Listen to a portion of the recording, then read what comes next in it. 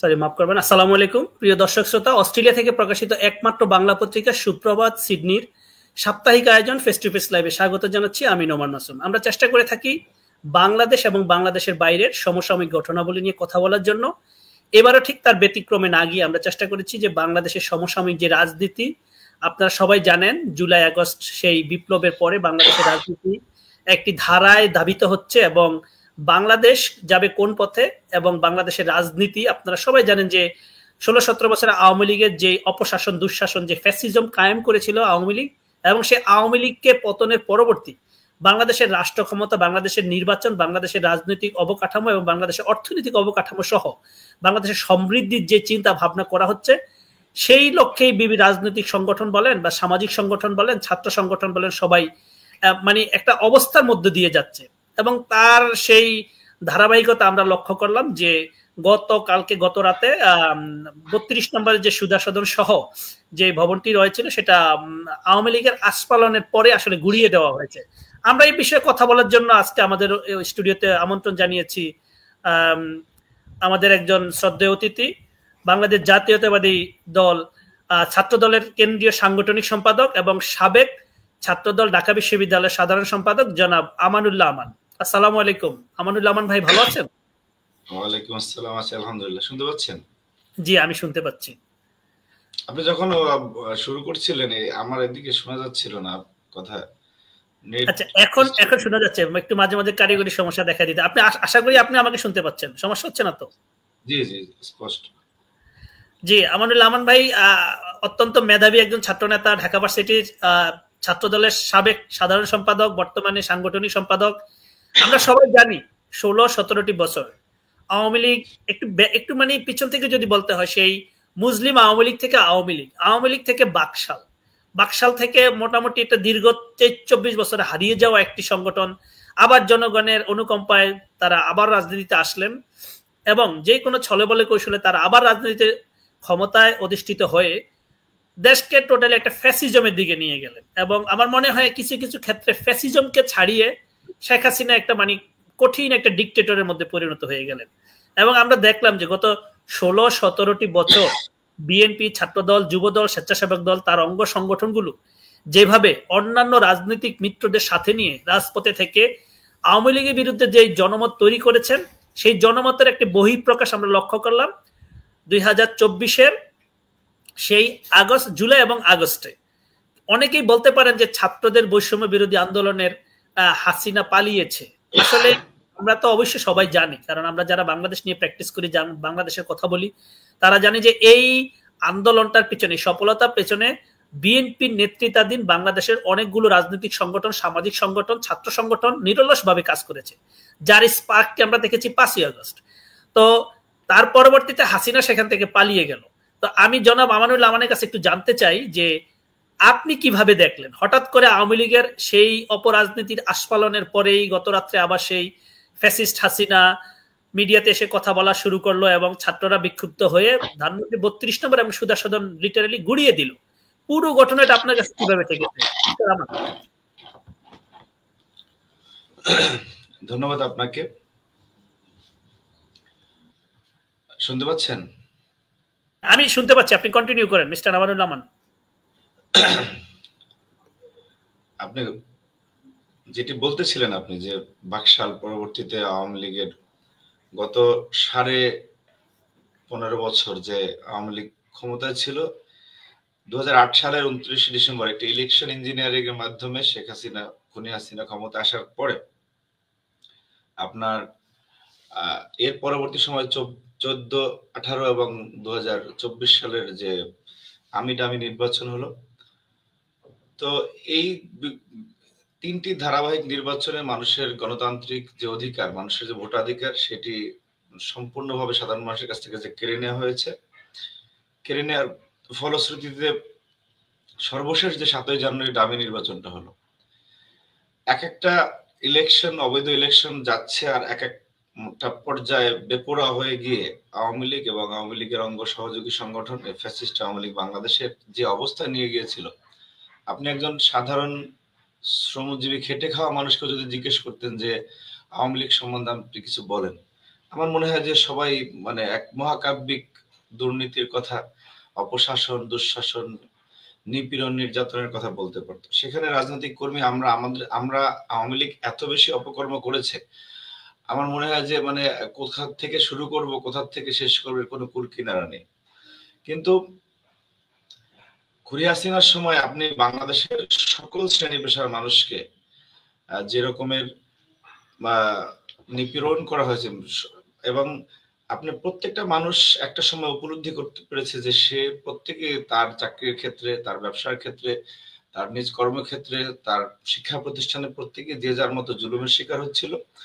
শেষ পর্যায়ে যে গণবিস্ফোরণটি 5ই আগস্ট ঘটলো ছাত্র জনতার গণ অভ্যুত্থানের মাধ্যমে, সেই গণবিস্ফোরণের পরে খুনি হাসিনা বিদায় নিয়েছে। তো আমাদের দুর্ভাগ্য যে এই ধরনের একজন প্যাথোলজিক্যাল লায়ার, এই ধরনের একজন সাইকোপ্যাথি, যিনি মানে প্রচন্ড রকম প্রতিহিংসা পরায়ণ, এবং সে বাংলাদেশের কোন শ্রেণী পেশার মানুষকে সম্মান করে কথা বলতে জানতো না, সে দেশের যত গুণী হোক না কেন। সুতরাং এই ধরনের একজন বিকৃত মস্তিষ্কের ব্যক্তির বাংলাদেশ দীর্ঘদিন শাসন করেছে, এটা আমাদের জন্য দুর্ভাগ্যের। তো 5ই জনতা তার বিদায়ের পরেও, 5ই আগস্টে তার বিদায়ের পরেও আমরা মনে করেছিলাম, বাংলাদেশের সাধারণ মানুষ মনে করেছিল যে আওয়ামী লীগের যারা লেসপেন্সার ছিল, দায়িত্বশীল জায়গায় যারা ছিল, সবাই কোনো না কোনো ভয়ে কোনো একটা উপলব্ধি আসবে। কিন্তু অত্যন্ত দুঃখজনক হলো সত্য, গতকালকে পতিত স্বৈরাচারের সাবেক প্রধানমন্ত্রী উনি যেসব ভাষায় কথা বললেন, যেসব শব্দ চয়ন করলেন, আমার খুব অবাক লাগে যে একজন মানুষ এত অপকর্ম করার পরেও যে কোন রকম তার অনুশোচনা নেই, এবং তার দলের কোন নেতাকর্মীর মধ্যে কোনো ধরনের অনুশোচনা নেই। যে আপনি প্রায় ইউনিসেফের যে তথ্য অনুযায়ী আপনার 74 জন, এবং আপনার যদি বাংলাদেশের আইন অনুযায়ী দেখা গেছে যে 16 বছরের নিচে যারা, তারা শিশু কিশোর, সেই অনুযায়ী প্রায় 105 জন শিশু কিশোরকে হত্যা করেছে। অসংখ্য নারী পুরুষ ছাত্র, সাধারণ ছাত্রছাত্রীদেরকে হত্যা করেছে, এবং প্রায় 30,000-এর মতো মানুষ অন্ধ হয়ে গেছে, অনেক মানুষ পঙ্গুত্ব বরণ করেছে, চিরতর পঙ্গু হয়ে গেছে। তো এইরকম সরাসরি যাদের নির্দেশে গুলি হলো, হত্যা হলো, এত বড় একটা ধ্বংসযজ্ঞের পরেও, তো সে পালিয়ে যাওয়ার পরে আমাদের মনে হচ্ছিল যে না, সে কোনো না কোনো ভাবে অনুতপ্ত হবে, কিন্তু সে যে তার যে মানে ভয়ানক চরিত্রের একটি বহিঃপ্রকাশ আমরা গতকালকেও দেখতাম। আপনি স্ক্রিনটা এরকম রাখলে আমার কথা বলতে সুবিধা হচ্ছে না। জি দুঃখিত, আমি চাচ্ছিলাম যে ভিউটা আপনাকে সবাই দেখুক। যাই হোক, আমি মাঝে মাঝে একটু চেঞ্জ করে দিব আর কি। জি, ভালো লাগে। তো আমরা মনে করেছিলাম যে তার কোনো অনুশোচনা এবং তার দলের কোনো নেতাকর্মীদের অনুশোচনা আসবে, কিন্তু আওয়ামী লীগ যে জেনুইনলি পথভ্রষ্ট হয়ে গেছে, এবং আওয়ামী লীগ যে মানে নিপীড়কদের সংগঠন, আওয়ামী লীগের ভিতরে যে কোনো প্রকার অনুশোচনা বোধ হওয়ার মতো অবস্থান নেই, সেটা গতকালকে আরেকবার প্রস্ফুটিত হয়েছে। কিন্তু গতকালকে আমি আরেকটি এই ঘটনা 32 নম্বর সহ অন্যান্য জায়গায় ঘটলো, সেখানে একটি উপলব্ধি আমরা দেখতে পেলাম যে এই পতিত স্বৈরাচার, এই ফ্যাসিস্ট, ওনারা খুনি হাসিনা যখনই কোনো কথাবার্তা বলে, তখন বাংলাদেশের সবার একটা ঐক্যের সুর দেখা যায়। যে দেখা গেছে যে একটা মত পার্থক্য যদি থাকেও যে কোনো না কোনো বিষয়ে, কিন্তু আওয়ামী লীগ এবং হাসিনা যখন মানে কথা বলে, উস্কানি দেয়, তখন সাধারণ মানুষ সহ সকল রাজনৈতিক দলগুলি এক হয়ে যায়। মানে এই যে এক ঐক্যবদ্ধ বাংলাদেশের প্রতিচ্ছবি, সেটা দেখতে পাচ্ছি। এবং আপনি আজকে সে 32 নম্বরের যে বাড়ি, সে 32 নম্বর বাড়িতে বাকশালের জনক শেখ মুজিব এবং তার পরবর্তী সময় তার যে সন্তান কামাল জামাল, যারা ব্যাংক ডাকাতি করেছে বাংলাদেশে, এবং ইতিহাসের নিকৃষ্ট fascist lady Hitler Sheikh Hasina, সে তাদের সবারই মনে আখড়া ছিল ওই বাড়ি। বাংলাদেশের সাধারণ মানুষ মনে করেছে যে না, এই ধরনের একটা দাম্ভিকতার প্রতীক, এবং যেখানে শুধু দম্ভক্তি আসতো যে বাড়ি থেকে, সে বাড়িটি রাখা সমীচীন হবে না। সেখানে এই ছাত্র জনতার গণ অভ্যুত্থানের একটি অংশ তারা এই বাড়ি কালকে ভেঙে ফেলেছে। সুতরাং যুগে যুগে যারা স্বৈরাচার ছিল, তাদের পরিণতি কি হয় এটা আমরা বিশ্বের অন্যান্য দেশেও দেখেছি, বাংলাদেশে আমরা দেখেছি। তবে বাংলাদেশে স্বৈরাচারের পতনটা মানে আমার কাছে একটু আলাদাই মনে হচ্ছে যে না, অপরাপর যারা, তারা কোনো না কোনো পর্যায়ে জীবনের একটা জায়গায় গিয়ে স্বীকার করে যে আমার এই কাজগুলি ঠিক ছিল না, বা আমি মানুষের উপর দিয়ে এটা করেছি। কিন্তু হাসিনা এবং তার চালাচে পান্ডারা, তাদের আচরণে এখনো মনে হয় যে না, তারা একেবারে নিরপরাধ, নিষ্পাপ। যারা বাংলাদেশের সাধারণ মানুষের শ্রম ঘামের 28 লক্ষ কোটি টাকা পাচার করেছে, তাদের আপনি এখনো জিজ্ঞেস করলে মনে বোঝানো যে জান্নাত থেকে একটু আগে ছুটি নিয়ে দুনিয়া আসছে, একেবারে নিষ্পাপ, নিষ্কুল। সুতরাং এরা আসলে একটা আমি শেষ করছি আপনাকে একটা কথা, আমি জাস্ট একটা পয়েন্ট একটু অবতারণা করতে চাই মিস্টার আমানুল্লাহ। এই ব্যাপারটুকু আমি বলতে চাই যে আপনি যে অংশটুকু বলেছেন যে আমরা বিভিন্ন সময় দ্বিধা বিভক্তি আমাদের দেখা যায়, কিন্তু হাসিনাকে বা ফ্যাসিস্টকে রুখে দেওয়ার জন্য যে ঐক্যের যে একটা বাসনা দরকার ছিল, একটা পয়েন্ট দরকার ছিল, সবাই সে ঐক্য একই পয়েন্টে আমরা বাংলাদেশকে দেখা গেছে যে সবাই আসে। আমি আপনাকে এই অংশে একটু এই যদি একটু প্রশ্ন রাখতে চাই, কালকে যারা আপনি কি দেখেছেন আপনার নিজের চোখে বা মিডিয়াতে যেভাবে অবলোকন করেছেন বা আপনি খবর নিয়েছেন, আসলে কালকে ছাত্র জনতার কোন অংশ, জনগণ বা ছাত্র জনতা কোন অংশটুকু বেশি সেখানে গিয়েছে? বহিঃপ্রকাশ তো সবার মধ্যেই আছে, বাট সেখানে অংশগ্রহণ করার অংশটা কোন অংশে বেশি? এইটা তো আসলে প্যারামিটারে নিয়ে আসার মতো অবস্থা আমাদেরও নেই, আপনিও পারবেন না। এখানে দেখেন, এদের মাধ্যমে নিপীড়িত, নির্যাতিত যারা হয়েছে সেই মানুষগুলো তো কোনো নির্দেশের অপেক্ষা থাকে না। এবং আপনি এখানে সকল দলেরই, যারা শুধুমাত্র ফ্যাসিস্ট ছাড়া সকল দলের নেতাকর্মীরাই ছিল। তো আপনি একটা দল করবেন, তারপরে তো আপনার দলও, যেমন আমাদের দল, আমাদের চেয়ারম্যান জনাব তারেক রহমান, উনি একজন নেতাকর্মীর ব্যক্তি স্বাধীনতা থাকতেই পারে, সেটা সবকিছু দলের শৃঙ্খলার মধ্যে আবদ্ধ রাখতে উনিও পছন্দ করেন না। তো আপনি এইখানে যারা সংক্ষুব্ধ হয়েছে তার বক্তব্য, এবং যারা মনে করছে যে না, তিনি আবার একটি বক্তব্য দিয়ে বাংলাদেশকে অস্থিতিশীল পরিস্থিতি তৈরি করতে চাচ্ছেন, বা বাংলাদেশ বিরোধী ষড়যন্ত্রের অংশ হিসেবেই হাসিনা গতকালকে বক্তব্য দিবেন, সেই জায়গা থেকে মানুষ, এখানে যদি কেউ বলে যে আমি আহ্বান করেছি, কেউ হঠাৎ করে ফেসবুকে এসে লাইভে বলে বা টিকটক করে বলে বা ইউটিউবে যে আমার কারণে মানুষ বেশি, বিষয়টা তা না। কোন ইউটিউবার টিকটকারের আহ্বানে ওখানে কেউ যায়নি।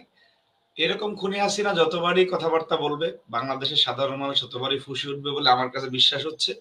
এবং আওয়ামী লীগ যে ধারণা নিয়ে আছে যে ওনাদের যে তাবেদারি শক্তি ওনাদেরকে ক্ষমতায় রেখেছিল, তারা আবার ওনাদেরকে বাংলাদেশে কোনো প্রকার রাজনীতি করার সুযোগ করে দেবে, এটা একটা ভ্রান্ত ধারণা, একটা মূর্খের স্বর্গে বাস করার মতো চিন্তা ভাবনা। বাংলাদেশে যতদিন না এই ফ্যাসিস্টদের বিচার না হবে এবং তারা অনুতপ্ত না হবে যে না, তারা ভয়ঙ্কর রকম অপরাধ করেছে, সাধারণ মানুষের উপর তারা নিপীড়ন চালিয়েছে, সেই জায়গাটিতে যতদিন তারা না আসবে, বাংলাদেশে আওয়ামী লীগের রাজনীতি করার সত্যিকার অর্থে কোনো অধিকার নেই। এটা কোনো রাজনৈতিক বক্তব্য না।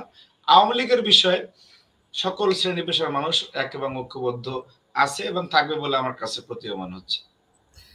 জনাব আমানুল্লাহ, আরেকটি প্রশ্ন আমি আপনাকে রাখতে চাই। আপনি জানেন যে আওয়ামী লীগের রাজনীতির আতুরঘর বা মাতৃতলা যা বলা হয় সেটা হলো ধানমন্ডির 32 নম্বর, এবং আমরা সেটা লক্ষ্য করেছি যে শেখ মুজিবুর রহমান যখন নিহত হলেন, তখনও কিন্তু ঢাকায় কোনো মিছিল হয় নাই, বা আওয়ামী লীগের এত বড় সংগঠন নিজেরা দাবি করে এত দীর্ঘদিন ধরে ওনারা ক্ষমতায় আষ্টে পৃষ্ঠে বসে থাকে, যেভাবেই হোক খুব মাসল খাটিয়ে পেশি শক্তি প্রয়োগ করে, কিন্তু কালকে সেই 75-এর ঘটনার পুনরাবৃত্তি হলো। এত বড় তাদের মাতৃতালয় বা তাদের আতুরঘর এইভাবে ধ্বংস করে দেওয়া হলো, প্রতিরোধ করার মতো, একটা মিছিল করার মতো, ইন্নালিল্লাহ বলার মতো একটা লোক খুঁজে পাওয়া গেল না।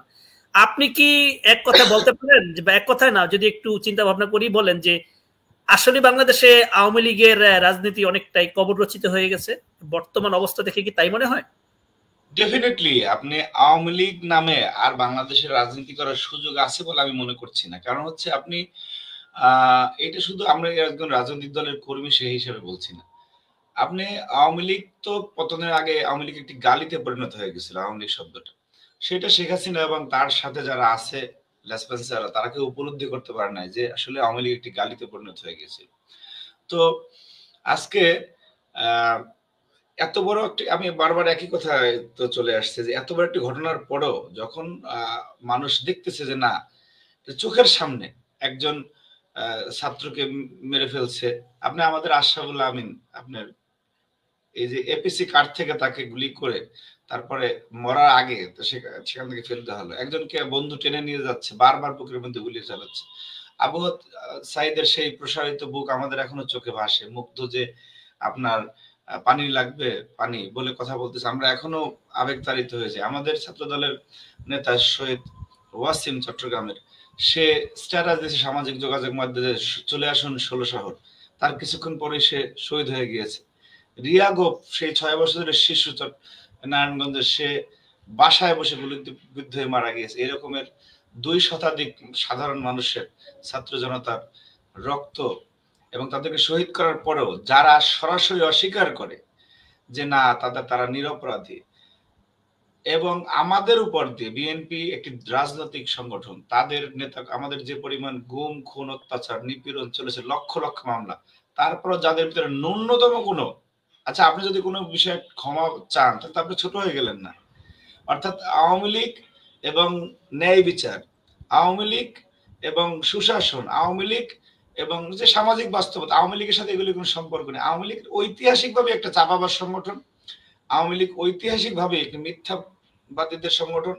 আওয়ামী লীগ, সেই আমরা জানি যে পুরনো গল্প, যে শেখ মুজিব যখন ছিল, যখন এদেশে দুর্ভিক্ষ হয়েছে, তখন তার বাড়িতে কি ধরনের আয়োজন চলতো, তার ছেলেরা কি ধরনের বিলাসী জীবনযাপন করতো, শেখ হাসিনার জীবনযাপন কিরকম ছিল। অর্থাৎ আওয়ামী লীগ এবং সাধারণ মানুষের সেন্টিমেন্ট কখনো এক না। কিন্তু আমরা অত্যন্ত দুর্ভাগ্যের বিষয় যে অপর একটি দেশের দাবিদারির কারণে এইখানে একটা ন্যারেটিভ তৈরি করে মুক্তিযুদ্ধ ভিত্তিক, যে না মুক্তিযুদ্ধের সমস্ত স্টেক হোল্ডার তারা, বাংলাদেশে এতদিন এই অপশাসন চালিয়ে যেতে পেরেছে। কিন্তু শেষ পর্যন্ত বাংলাদেশের মানুষ উপলব্ধি করতে পারছে যে না, এই যে দাবিদারি যদি শক্তি যদি চলে, তাহলে আমাদের আর কিছু অবশিষ্ট থাকে না।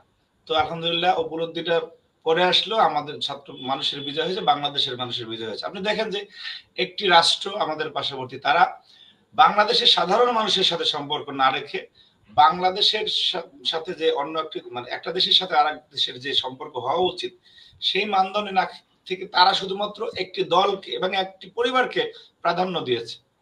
এবং কতটা সিরিয়াস তারা, যে আপনি দেখেন হাসিনা যখন বিদায় নিল, এত পতিত নিকৃষ্ট একজন স্বৈরাচার একটা দেশ থেকে পালিয়ে যাওয়া লাগছে, তাকে রিসিভ করতেছে অন্য একটা দেশের জাতীয় নিরাপত্তা উপদেষ্টা, এবং একটা দেশের টোটাল জাত, মানে ন্যাশনাল পলিসি তাকে নিয়ে উদ্বিগ্ন ছিল যে কিভাবে কি শেখ হাসিনাকে সেভ করে দেয়। এবং একটা পর্যায়ে ৪ আগস্ট খুনি হাসিনার আহ্বান জানিয়েছে দিল্লিকে, যে ঢাকা অ্যাটাকের কথা বলেছে। মানে এটা কি একটা লোমহর্ষক কথাবার্তা, যে কিভাবে রাখছে। আমরা লেন্দুব দর্জির ঘটনা জানি, লেন্দুব দর্জি দিতে দিতে দিতে দিতে তার জন্মভূমিকে ওই দেশকে দিয়ে দিচ্ছে। কিন্তু হ্যাঁ, আমার কাছে মনে হচ্ছে যে হাসিনা লেন্দুব দর্জির চেয়ে খারাপ ছিল। কারণ হাসিনা হচ্ছে কি, আমি একটু যদি বাজে ভাবে নেকেডলি বলি, মনে করেন যে গ্রামের একজন ওই মেম্বার বা চেয়ারম্যান যদি নৈতিকভাবে খারাপ চরিত্রের হয়ে যায়, সে যদি পাশের বাড়ির কোনো মহিলাকে ডিস্টার্ব করার ফলে যদি সে দেখে যে না গোপনে গোপনে তার কুকর্ম সম্পাদন করতে পারতেছে, তখন তো তার বিয়ে করা দরকার নেই। যদি দেখে যে সামাজিকভাবে যে মনে করেন যে বিপদে পড়ে, তখন একটা বিষয় থাকে। হাসিনা যা দিয়েছে এবং তার নিজের স্বীকারোক্তি, এটা আমি মাঝে মধ্যে ভাবতে কষ্ট লাগে যে সে নিজে বলেছে যে ভারতকে যা দিয়েছি সারা জীবন মনে রাখবে। এবং সম্পর্কের ক্ষেত্রে তো স্বামী স্ত্রী সম্পর্ক বলে তারা ওপেন স্বীকারও করেছেন। না ঠিক আছে, স্বামী স্ত্রী তো আছে, এখানে হলো যে শ্বশুর বাড়ি থেকে সব নেয়, সেই স্টাইলে দিল্লি চলছে। যাই হোক, এবং তারা এখনো সেই ঘটনার পরেও, যখন এত দেশের সমস্ত মানুষ রাস্তায় নেমে গেল, তারপরও দিল্লি থেকে বা ওনাদের থেকে কোনো ধরনের উপলব্ধি আসে না যে আমরা তো একটা দেশের সকল মানুষের সেন্টিমেন্টের এগেইনস্টে যেতে পারি না, কিন্তু তারা যাচ্ছে। তো তারপরেও যেহেতু বাংলাদেশের মানুষের বিজয় হয়েছে, এখানে আমাদের এখন যেটা দরকার সেটা জাতীয় ঐক্য, এবং নানান মত থাকবে, যেটা আমাদের দলের চেয়ারপারসন বলেছেন যে নানান মানুষ নানান পথ, দেশ বাঁচাতে ঐক্যমত। এখানে আমাদের কেউ বিএনপি করবে, কেউ অপরাপর দল করবে, আমরা বাংলাদেশের স্বার্থে সবাই এক থাকবো, সেই বিষয়ে আমাদের মানে ঐক্য দৃঢ় রাখতে হবে। পাশাপাশি আপনার যে গভীর প্রত্যাশা ছিল সাধারণ মানুষ, যে গত 3টা নির্বাচনে ভোট দিতে পারে না, আমরা চাচ্ছি যে একটি সকল মানুষের অংশগ্রহণে বাংলাদেশের মানুষ ভোটাধিকার ফিরে পাক, এবং সুষ্ঠু এবং গণতান্ত্রিক চর্চার মধ্যে দিয়ে আমরা আমাদের যে অভিষ্ট লক্ষ্য সেদিকে পৌঁছে যাই। জনাব আমানুল্লাহ, আমি একটি প্রসঙ্গে একটু বলতেই চাই যে আমরা লক্ষ্য করেছি যে 16 বছরের যে আন্দোলন, 17 বছরের আন্দোলন, সেটা এককভাবে বিএনপি নেতৃত্ব দিয়েছে। কারণ বিএনপি শাসন ক্ষমতায় ছিলেন, বিরোধী দলীয় ছিলেন, একটা বিশাল রাজনৈতিক গোষ্ঠী বাংলাদেশের, যেটা মানে সবাই স্বীকার করবেই। এবং সেই বিএনপিকে নেতৃত্ব দিয়ে অপর যে শক্তিগুলো সেটা ফ্যাসিস্টের বিরুদ্ধে যুদ্ধ করেছে। তো তারই একটি স্পার্ক আমরা দেখলাম সেই জুলাই আগস্টের বিপ্লব।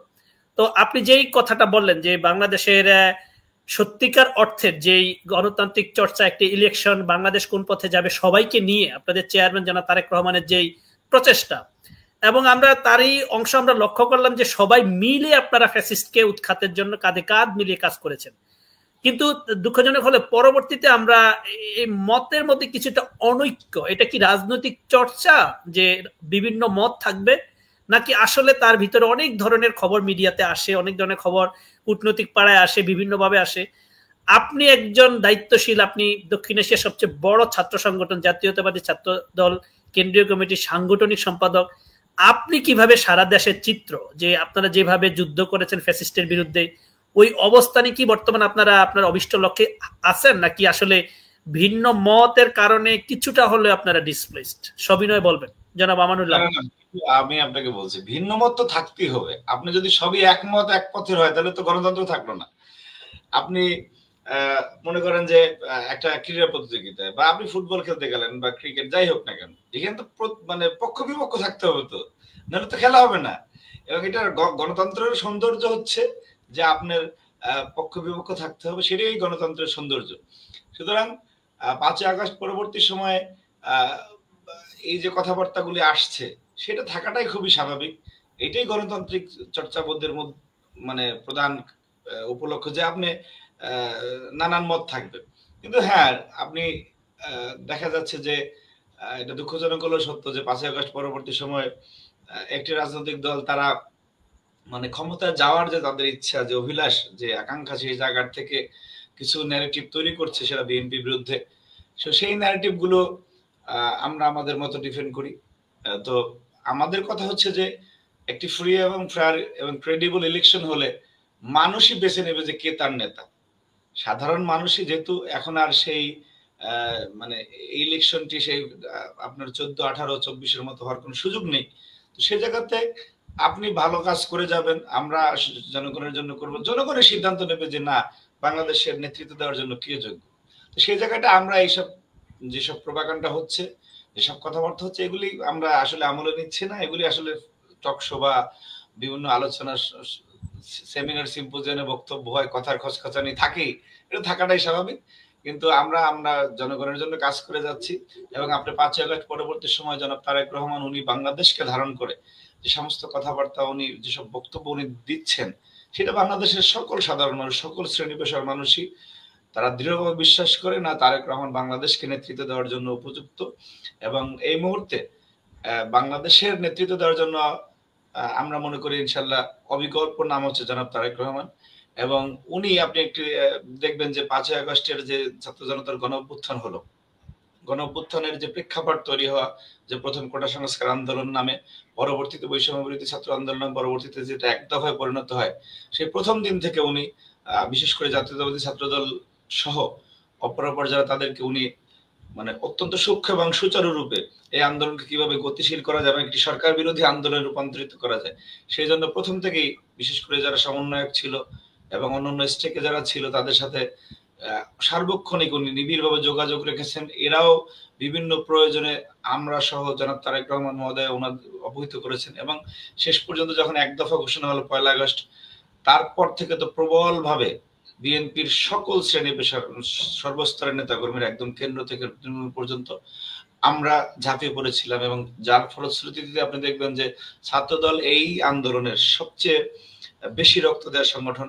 ছাত্রদলের 143 জন নেতাকর্মী এই আন্দোলনে শাহাদাত বরণ করেছে এবং বিএনপির প্রায় 500 নেতাকর্মী এই আন্দোলনে শাহাদাত বরণ করেছে। কিন্তু আমরা গর্বিত যে আমাদের নেতা জনাব তারেক রহমান এই 5 আগস্ট পরবর্তী সময়ে, এই যে আমি যে স্টাইলে বললাম, উনি কোথাও এই আন্দোলনের কোন ক্রেডিট নিতে চাননি, এই আন্দোলনে ওনার ভূমিকা নিয়ে কোথাও কথা বলতে চাননি এবং এখন পর্যন্ত বলেননি। সুতরাং এই ধরনের একজন নেতা, যিনি বাংলাদেশের সাধারণ মানুষের পালসকে ধারণ করে, বাংলাদেশের সাধারণ মানুষের স্পিরিটকে ধারণ করে, এবং যে প্রবল আকাঙ্ক্ষা নিয়ে মানুষ স্বৈরাচারের বিরুদ্ধে দীর্ঘ লড়াইয়ে ছিল, সেই লড়াইয়ের অনুভূতিকে ধারণ করে তারেক রহমান তার রাজনৈতিক কার্যক্রম পরিচালনা করছেন এবং আমরাও করতেছি। সুতরাং এখানে, এবং উনি দেখেন যে ওনার সমালোচনাকেও কিভাবে উনি সাদরে গ্রহণ করেন, ওনাকে নিয়ে যে কার্টুন আঁকা, তারপর ফলশ্রুতিতে উনি শিশির ভট্টাচার্যকে উনি ধন্যবাদ জানিয়েছেন এবং বলেছেন যে না, আপনার এই কাজ আপনি অব্যাহত রাখবেন।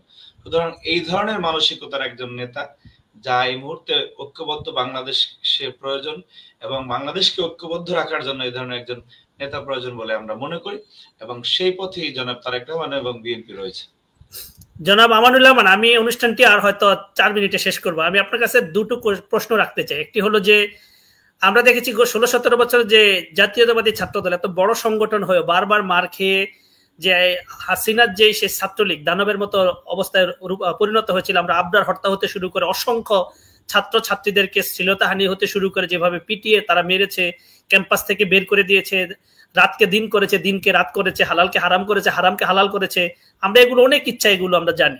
জাতীয়তাবাদী ছাত্রদল এই যে আন্দোলনের ফসল হিসেবে ফ্যাসিস্টকে যে নির্মূল করতে পারলো, এই শিক্ষার প্রতিষ্ঠান আবার মানে সঠিক জায়গায় ফিরিয়ে আনার জন্য জাতীয়তাবাদী ছাত্রদল কতটা কাজ করতে পারছে, বা কি কি পদক্ষেপ বা আপনাদের সাথে সাধারণ ছাত্রছাত্রীদের কানেক্টিভিটিটা কি, আমাদেরকে 2-3টা পয়েন্ট আমাদের একটু বলবেন জনাব আমানুল্লাহ। আপনি আমাকে সুন্দর প্রশ্ন করেছেন। আমি জাস্ট আপনাকে আমাদের একটি কর্মসূচির কথা বলি।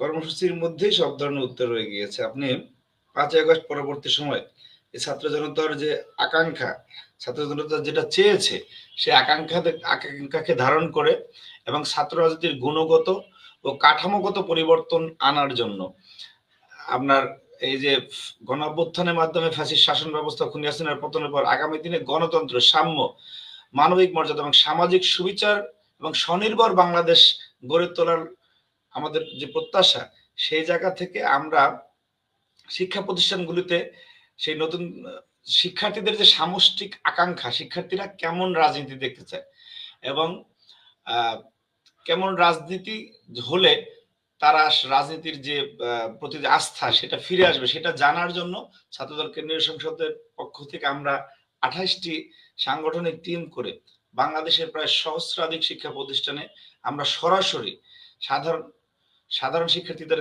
কাছে গিয়েছি। আমরা কথা বলেছি কেন্দ্রীয় সংসদের সভাপতি, সাধারণ সম্পাদক, আমি থেকে শুরু করে একদম আমাদের কেন্দ্রীয় সংসদের প্রায় 150 মতো নেতা আমরা সারা বাংলাদেশের শিক্ষা প্রতিষ্ঠানে গিয়েছি। সেখানে আমরা শিক্ষার্থীদের সরাসরি প্রশ্ন করেছি যে আপনারা কেমন নেতৃত্ব দেখতে চান, আপনারা কেমন রাজনীতি দেখতে চান, এবং সেই সমস্ত জায়গায় আপনার 5ই আগস্টের যে আকাঙ্ক্ষা, যে স্পিড, সেই স্পিডকে ধারণ করার আমাদের যে প্রতিজ্ঞা এবং আগামী দিনে তাদের মতামতের ভিত্তিতে যে রাজনৈতিক কার্যক্রম পরিচালনা করব, সেই কমিটমেন্ট ছিল এবং সেই অনুযায়ী আমরা এগিয়ে যাচ্ছি। এবং আমরা বিশ্বাস করি যে সাধারণ ছাত্র জনতা আগামী দিনে ছাত্র রাজনীতি যেভাবে দেখতে চায়, সেই বিষয়টিকে নিশ্চিত করার জন্য আমরা বদ্ধপরিকর এবং আমরা সেই পথেই রয়েছি ইনশাআল্লাহ।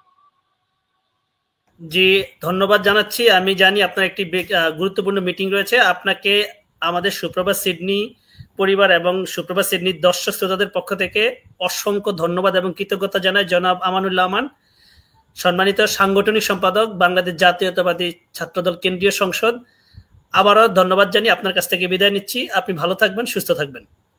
আপনাকে ধন্যবাদ। আসসালামু আলাইকুম। ওয়ালাইকুম আসসালাম।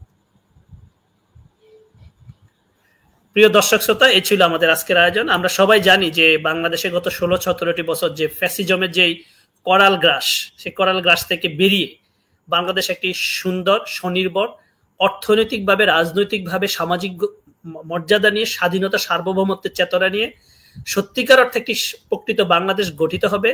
এই লক্ষ্যে আমরা সবাই সব সময় জল্পনা কল্পনা এবং আমাদের চিন্তা চেতনায় অলওয়েজ বিদ্যমান। আমরা চেষ্টা করব আগামী অনুষ্ঠানে আরো একজন অতিথি নিয়ে হাজির হওয়ার জন্য। সিডনি সময় রাত 9টা, বাংলাদেশ সময় বিকেল 4টা। সেই পর্যন্ত আপনারা ভালো থাকবেন, সুস্থ থাকবেন। আল্লাহ হাফিজ।